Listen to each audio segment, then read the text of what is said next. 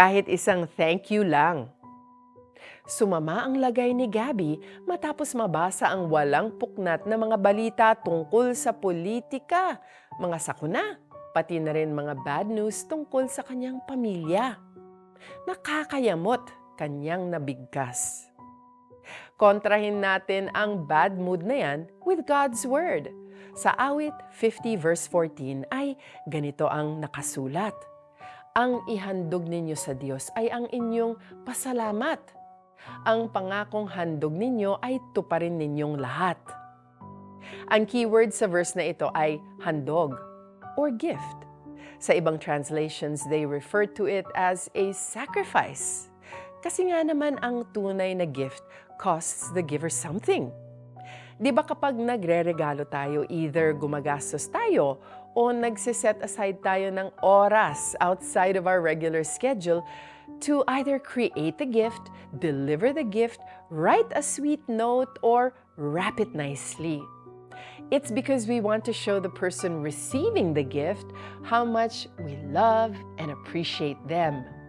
Pero sa totoo lang, in difficult times, what exactly can we thank God for? God's Word asks us to be intentional, to make giving thanks a promise that we need to fulfill. Pangakong handog ninyo ay tuparin ninyong lahat. God even wants us to make it a habit.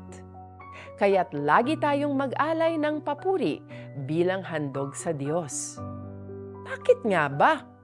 Kasi tayo rin ang makikinabang. When we offer a sacrifice of praise, we partner with the Holy Spirit to shift our perspective.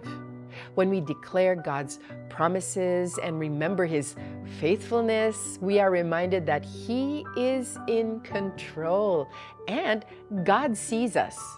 Sa Psalm 50 verse 23, He says, "Those who sacrifice thank offerings honor me, and to the blameless I will show my salvation." Our praise, though it costs us, brings us closer to the heart of God. We gain peace that surpasses human understanding. Kapatid, your sacrifice is precious to God and He is with you through every trial, ready to strengthen and carry you. And so this is the perfect time to pray. And let's do that together. Lord, nahihirapan po ako. Parang wala na akong lakas na mag-pray pa. Pero salamat pa rin. Alam kong nariyan kayo, kaya tahimik ko na lang nahihintaying maramdaman ang inyong presensya. Sa pangalan ni Jesus, Amen.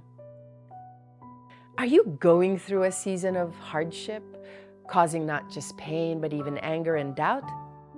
Think of just one thing that you can thank Him for kahit isa lang. Ang ihandog ninyo sa Diyos ay ang inyong pasalamat.